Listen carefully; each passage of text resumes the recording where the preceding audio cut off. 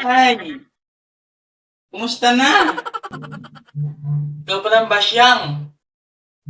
Ito, nagtataya ako ng damit ng anak ko. Balita, yung utang mo sa akin. Ah, yung utang ko. Pasensya na ba siyang? Yung sahod namin ngayon, na-delay. Oh, ako nga din eh. Kami wala nga kami din pangkain eh. O bukas na lang. Dadating yung sahod namin bukas. Bukas na nagtabayaran. Pasensya na talaga tayo. O sige, balikan ko na lang bukas.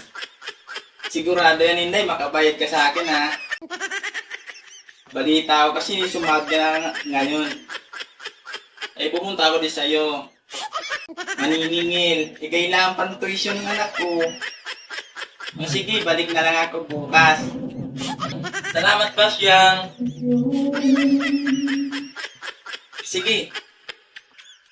Salamat, Inday.